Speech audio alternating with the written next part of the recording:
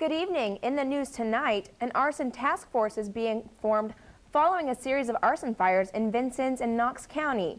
And Samuel Alito is sworn in as the nation's 110th Supreme Court Justice. In sports, the Wvut Trailblazers look to make it 2 in a row over Southeastern Iowa, and the Pacers face 2 of the NBA's premier scorers this week. Newscenter 22 is next.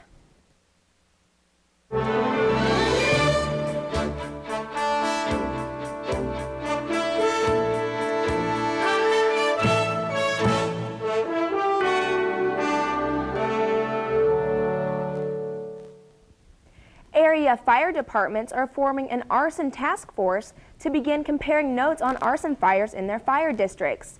Vincennes Fire Chief Joe Yoakum says representatives from fire departments in Knox and Daviess counties in Indiana and Lawrence County in Illinois will meet next month.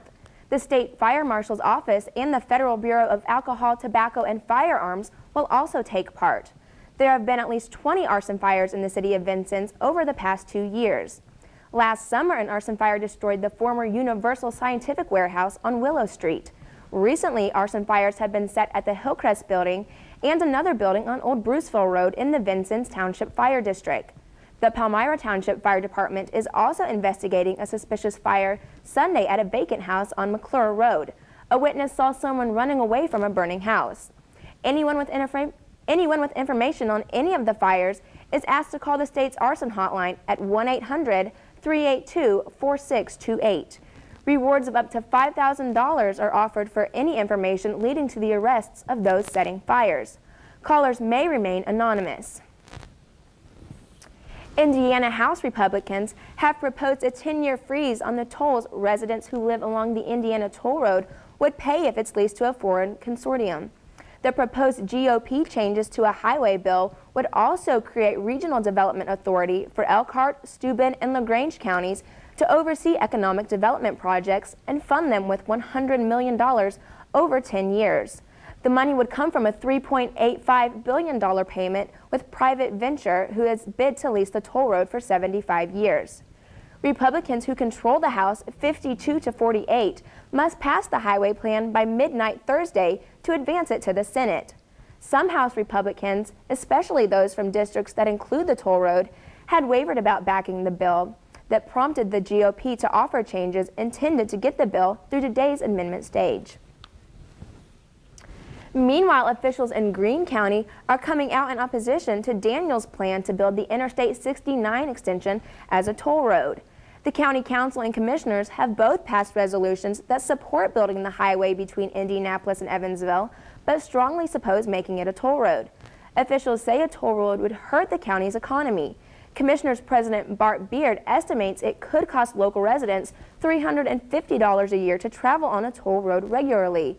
Officials also say a toll road would have fewer interchanges and reduce the number of motorists who exit the highway to spend money locally. The Daniels administration maintains that if the estimated $1.8 billion I-69 highway is not built at the toll road, the project could be delayed for years. A Vincennes man will spend about 3 years on electronic home monitoring after pleading guilty Monday to possession of methamphetamine. 29-year-old Donald Cox entered the plea in Knox County Superior Court 1. Judge Tim Crawley sentenced Cox to 3 years in prison and then suspended the sentence to electronic home monitoring. Vincennes police arrested a man for residential entry and other charges Monday for breaking into his former girlfriend's home. 24-year-old Peter Watson is also charged with attempted theft, possession of marijuana, and false monitoring. Police say Watson kicked in the front door of the woman's home on North 12th Street. He is also accused of trying to take her car. A Floyd County jury is letting a judge decide the sentence for a convicted murderer. Charles Benet was convicted last week on 3 counts of murder and 1 count of conspiracy to commit murder in the shooting deaths of former state trooper's wife and 2 children. Toyota may soon be producing its mid-size Camry sedan at Fuji Heavy Industries plant in Indiana. Toyota Motor Corporation announced yesterday that a deal is in the works to make the Camry at Fuji's plant near Lafayette. The Camry is America's top-selling car. Southeastern Indiana school officials say a police dog brought into a classroom for a demonstration of its drug-sniffing skills bit a 6th grader in the face. The girl, whose name was not released, wasn't seriously injured in yesterday's attack at Hazelwood Middle School in New Albany. A school official says the dog apparently became spooked as the student and classmates were petting the dog. You might want to watch your step if you're planning a trip to Indianapolis. City officials say dozens of hefty manhole covers and sewer grates have been stolen over the last few days, leaving gaping holes scattered across streets in the city. Officials believe the high price of scrap metal is spurring the thefts and have been warning area scrapyards not to buy any manhole covers they might have been offered. Still to come on Newscenter 22, Samuel Alito is sworn in as the latest U.S. Supreme Court Justice. And the nation is mourning the death of Coretta Scott King. Stay with us.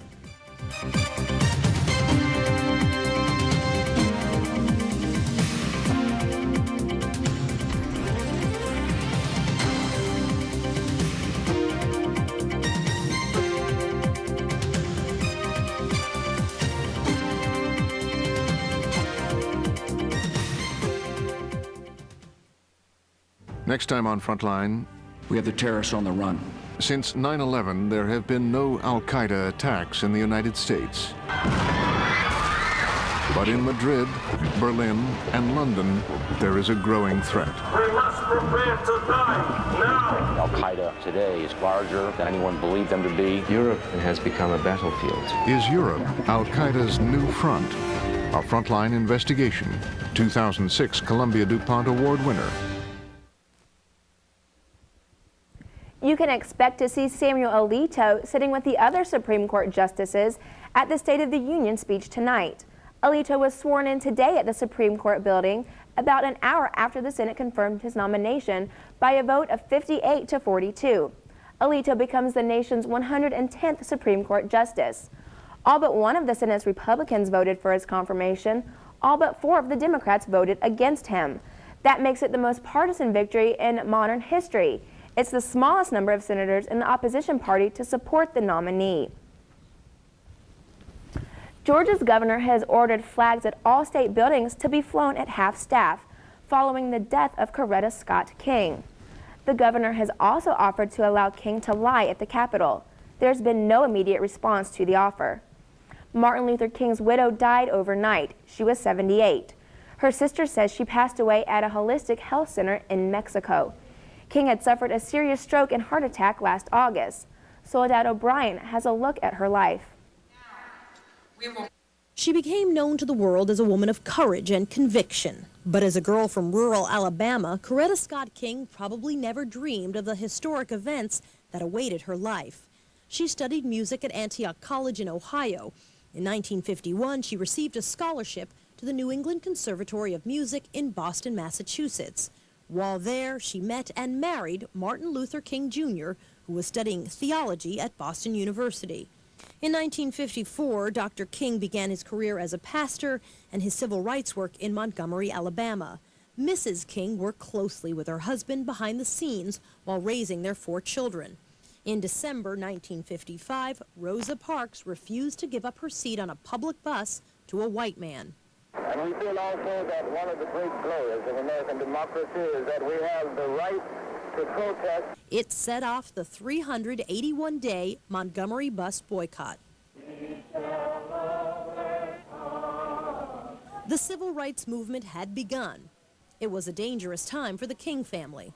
He was beaten and stabbed and jailed and came close to losing his wife and baby daughter when their house was bombed. In 1960, the Kings moved to Atlanta, where King was jailed until Mrs. King appealed to then presidential candidate John F. Kennedy to intervene. I know of the times that Coretta got up early in the morning to go out and help women organize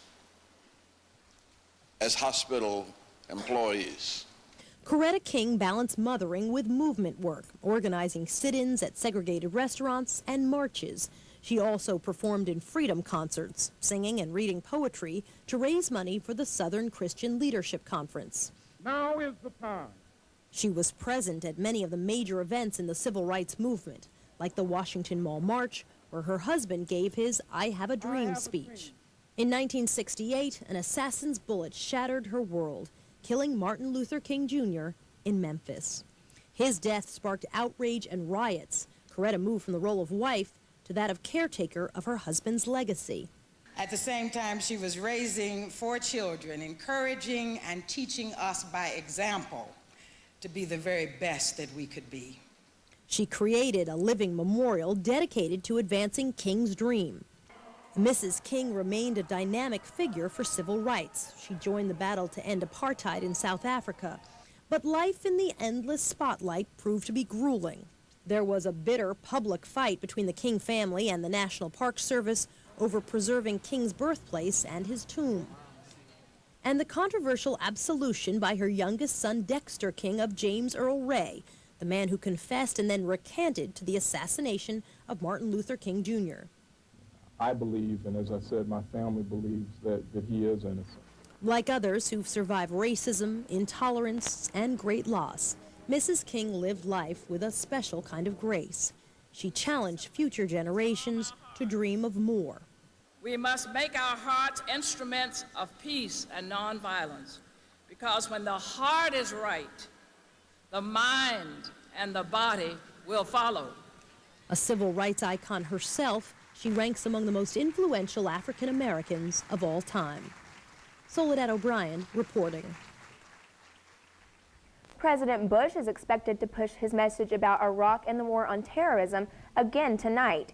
He's giving his 5th State of the Union address. Aides are crafting a speech that includes new efforts to contain health care costs and wean Americans off its imported oil habit. But with congressional elections later this year, it's unlikely there will be anything in the president's address as ambitious as last year's ill-fated proposal to overhaul Social Security. The address comes as Bush's approval rating hovers in the low 40s. The Federal Reserve has increased a key interest rate to 4.5%. The move comes as Alan Greenspan's tenure as chairman draws to a close. The federal funds rate is now at its highest level in nearly 5 years, after the 14th nudged upward in a credit tightening campaign that has lasted more than a year and a half. A doctor says the prognosis for injured ABC News co-anchor Bob Woodruff and his cameraman Doug Wvut is excellent. Both left Germany today in a military plane bound for Andrews Air Force Base outside of Washington, D.C. From there, the pair will be taken to the Brain Injury Center of the National Naval Medical Center in Bethesda, Maryland. Both men were hurt in a bomb blast Sunday in Iraq. A neurosurgeon at the military hospital in Germany says the two are making progress. He says doctors in Maryland will try to take Woodruff off of a breathing machine. Iran's president says a decision to send Iran's case to the UN Security Council has no legal justification.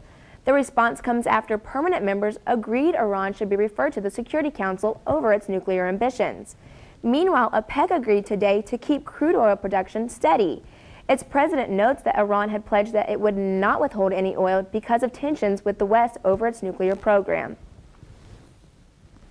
Officials say the woman who carried out last night's shooting attack at a California-based facility was able to reload at least once during the rampage. Santa Barbara County Sheriff Jim Anderson says a woman who worked there more than 2 years ago managed to get into the fenced and guarded mail processing plant. She killed 5 workers and critically wounded a 6th before killing herself. Officials had earlier said the shooter killed 6 workers. The sheriff says she used a 9mm handgun in one of the deadliest postal shootings since a string of high-profile cases in the mid-1980s and early 90s. The U.S.-Mexico border serves as a gateway for billions of dollars in trade and commerce, most of it legal. But it is also used as a waypoint for illegal drugs into the country and for the flow of predators from the U.S. into Mexico. They're looking for sex with children, and they find it in Tijuana. Anderson Cooper reports. It is just a short drive from San Diego over the Mexican border to Tijuana, the city some tourists come to because here, they say, anything goes. Just about everywhere you go in Tijuana, you see these billboards. It's got a picture of a child's face, and it says, "I'm not a tourist attraction. It's a crime to make me one. Stop child sex tourism." It's a reminder of the PROTECT Act, an American law passed in 2003 and just upheld last week by an appeals court. The law makes it illegal for an American citizen to travel overseas with the intent of having sex with a minor. That means Americans traveling to Tijuana for underage prostitution can be arrested when they return to the United States. Immigration and Customs Enforcement has made more than a dozen arrests since the PROTECT Act was passed. Despite the PROTECT Act, business at the Zona Rosa, Tijuana's red light district, appears to be booming. Prostitution is still legal here in Tijuana, but the sex workers are supposed to be 18 or over. You talk to social workers, though, and they'll tell you at the Zona Rosa it's not uncommon to find girls as young as 15, sometimes even 14, working as prostitutes. It's a big business. The law of offer and demand for sex with kids is a big business, and the pedophiles pay a lot of money for little children. Marissa Ugarte is the director of the Bilateral Safety Corridor Coalition, a nonprofit focused on stopping predators from harming children.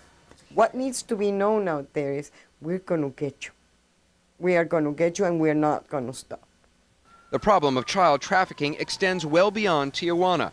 Sex tourists often travel to Eastern Europe and Southeast Asia, and they're not easy to catch or to spot. Authorities point to Richard Schmidt as an example, a 61-year-old unassuming middle-class man. Schmidt was convicted of traveling to Cambodia and molesting a 13-year-old boy. In Tijuana right now, the Safety Corridor Coalition estimates there are at least 8,000 underage prostitutes. The problem hasn't gone away. The problem is hiding in plain sight. A chemical used in the manufacture of Teflon and other stain-resistant and nonstick products should be considered a likely carcinogen. That's the assessment of an independent scientific review panel advising the Environmental Protection Agency. The recommendation goes beyond the EPA's own determination there was only suggestive evidence from the animal studies that the chemical is a potential human carcinogen. Officials with DuPont, the only North American producer of the chemical, disagreed with the panel's conclusions. A company spokesman says the recommendation reflects classification, but what is more important is risk. He added that the company is confident the chemical does not pose a cancer risk to the general public. Still to come on Newscenter 22, Alan Schaefer checks out the latest weather for the Wabash Valley.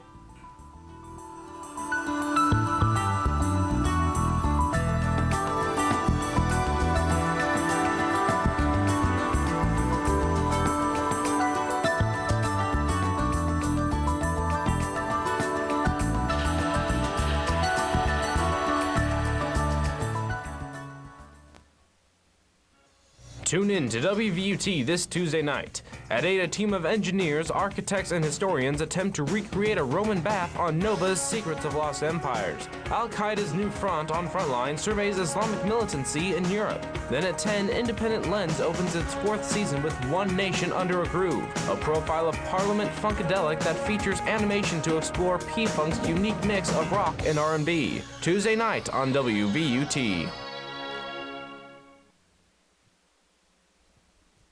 Our mild winter is continuing. Alan, can you tell us what February holds for us? We will continue with the mild temperatures for most of the rest of this week, but we do have a cool down on the way for the weekend. Good evening, everyone. We currently have cloudy skies at 43 degrees. The wind is out of the west at 8 miles per hour. The humidity is at 60%, and the barometric pressure is at 30.07 and rising. Some temperatures around the area. We have Owensville at 47 with cloudy skies. Sullivan has cloudy skies and at 41. Oaktown has cloudy skies and at 43. And Bicknell has cloudy skies at 43 also. As we move to the national temperature map, we have most of the United States holding steady with us in the 30s and 40s. Much of the southern United States has a pretty mild temperatures with temperatures in the 50s and 60s with a few 70s down in Florida. Looking at the frontal map, we have this high pressure system that will be bringing us the mild temperatures we'll experience for later on this week.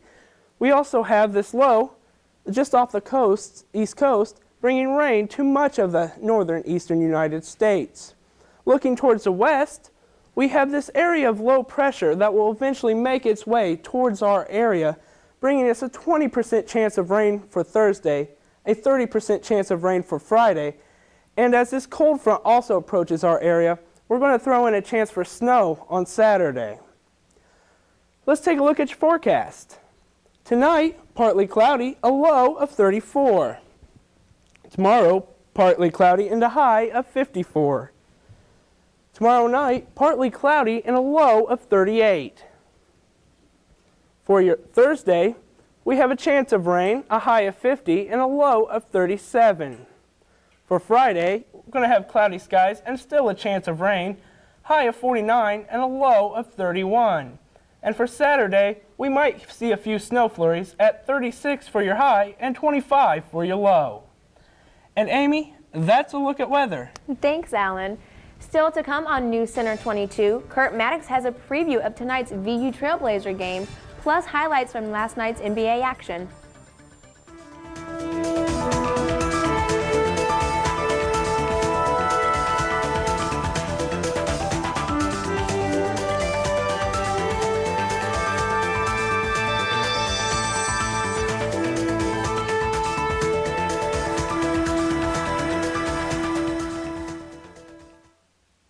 Next time on Independent Lens. Nobody likes to think about getting old. Are you sure you want to be someplace where all they talk about is their bowel movement? But one nursing home is revolutionizing elder care. If I wasn't in a place like this, things might not be so good. Giving seniors who need a little help a place that's almost home on the next Independent Lens.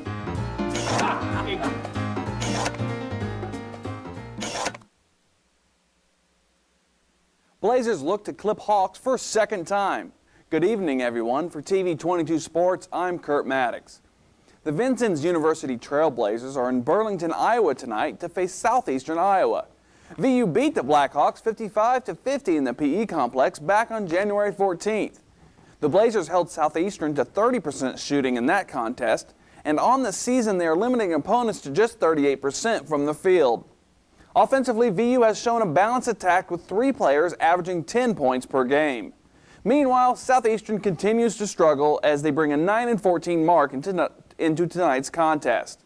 Tip-off is set for 8:30 Vincennes time. The game will be broadcast on Vincennes University radio station Blazer 91.1. The Vincennes Lincoln boys basketball team climbed to 3rd in this week's AP Class 3A poll. Evansville-Bosse holds on to the top spot in 3A despite losing its first game of the season to Owensboro, Kentucky last week. Connorsville is second, followed by Lincoln Northwood and Newcastle. Batesville is up 2 spots to 6th this week, followed by Evansville-Mater Dei, Lakeland, West Lafayette, and Andrian. Life in the Big East didn't get any easier for Louisville last night, as the Cardinals fell to 4th-ranked Villanova 79-73. Taekwon Dean had 23 points and 7 assists for the Cardinals, who have now lost 2 straight and dropped out of the top 25 for the first time all season. The Cardinals were ranked 7th in the preseason poll and reached as high as 4th in December, but have now lost 6 of their last 9 games. Allen Ray matched his season high with 26 points for the Wildcats. Illinois, Wisconsin, Michigan, and Iowa are all tied for the top spot in the Big Ten. Tonight, either Illinois or Wisconsin will drop out of that list when the 6th-ranked Illini head to Madison to play the Badgers. The Illini have won the last 3 meetings against Wisconsin, including a 76-65 win last February that snapped the Badgers' 38-game home winning streak. Going into tonight's action, the top teams in the Big Ten are tied with 5-2 conference records. Michigan and Iowa both play tomorrow. On the NBA hardwood last night, LeBron James scored 30 points in only 3 quarters to lead the Cleveland Cavaliers to a 103-91 win over Charlotte. That's the 12th straight loss for the Bobcats. They haven't won since a double overtime win against Houston on January 10th. Zydrunas Ilgauskas finished with 19 for the Cavs. Allen Anderson led Charlotte with 14 points. The Minnesota Timberwolves look like they got the better of their deal with the Boston Celtics, if their 110-85 win over the Celtics is any indication. All 4 players acquired from the Celtics last week had strong showings. Marcus Banks led the way with a season-high 20 points and 6 assists. Mark Blount added 16 points and 10 rebounds to support Kevin Garnett's 15 points and 9 rebounds. Wally Szczerbiak led Boston with 22 points. The Indiana Pacers, already reeling from injuries and a 5-game losing streak, faced 2 of the league's top scorers this week. The Pacers traveled to Washington this evening to face Gilbert Arenas, then return home Wednesday to play Kobe Bryant's Los Angeles Lakers. Arenas ranks 4th in the league with 28.1 points per game. Bryant is 1st at 35.9. Indiana's top scorer, Jermaine O'Neal, is out with a groin injury, but Peja Stojakovic will play his first games for the Pacers since he came in a trade with Sacramento for Ron Artest last week. The Sporting News has named Indianapolis Colts coach Tony Dungy the NFL Coach of the Year. The 50-year-old Dungy won the St. Louis-based publication's coaching honor for the Colts' 13-0 start and AFC South title. 26 NFL head coaches voted on the Coach of the Year award. Terrell Owens and his agent are talking with the Denver Broncos and coach Mike Shanahan to see if he might be a fit with the Broncos.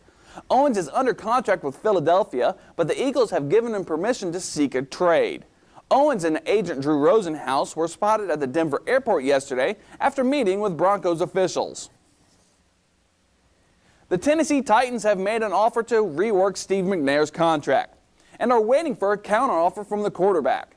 The Titans are trying to lower McNair's salary cap number, which has been estimated at $14.5 million for the coming season. Second baseman and outfielder Jerry Harrison Jr. agreed to a 1-year, $2.3 million deal with the Chicago Cubs and avoided a salary arbitration hearing. Harrison hit .261 in 114 games last season with 4 homers and 30 RBIs. He appeared in 44 games at second and 58 in the outfield. Chicago has 3 players remaining in arbitration. They are right-hander Carlos Zambrano, center fielder Juan Pierre, and left-hander Will Oman. Roger Clemens was an unexpected participant at the Houston Astros minicap Monday, pitching batting practice to some prospects, including his oldest son, Kobe. The 43-year-old 7-time Cy Young Award winner says he still hasn't decided if he'll return for a 23rd Major League season, but says he doubts his body would hold up through a complete season. Super Bowl quarterback Ben Roethlisberger's alma mater finally has a #1 ranking, and it's not in football. Miami of Ohio has claimed the top spot in 3 national college hockey polls. It's the first time the Red Hawks have been ranked #1 in any sport. And Amy, that's a look at sports. Thanks, Kurt. Still to come on Newscenter 22, Oscar nominations were announced this morning. We'll check out the nominees when Newscenter 22 continues.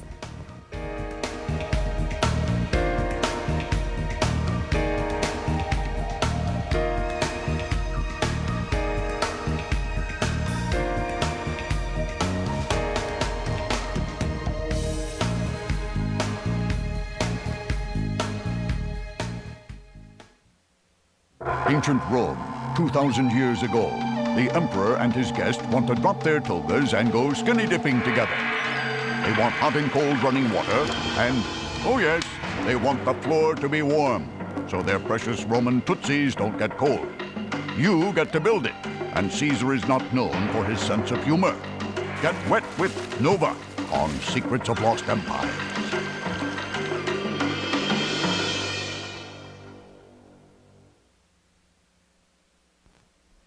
Brokeback Mountain's director says he's amazed at the movie's reception. The gay cowboy flick snared 8 Oscar nominations today. Ang Lee says people everywhere have been caught up in what he calls the complexity of the issue, the probability of love, the illusion of love, all those things. He also says he didn't know there were so many gay people out there. George Clooney has made Oscar history. For the first time ever, a nominee for Best Director has also been nominated in one of the acting categories for a different film. Clooney's directing earned him a nomination for Good Night and Good Luck. He's also up for Best Supporting Actor for Syriana. And that's all for this evening. For Alan Schaefer and Kurt Maddox, I'm Amy Reef. Good night.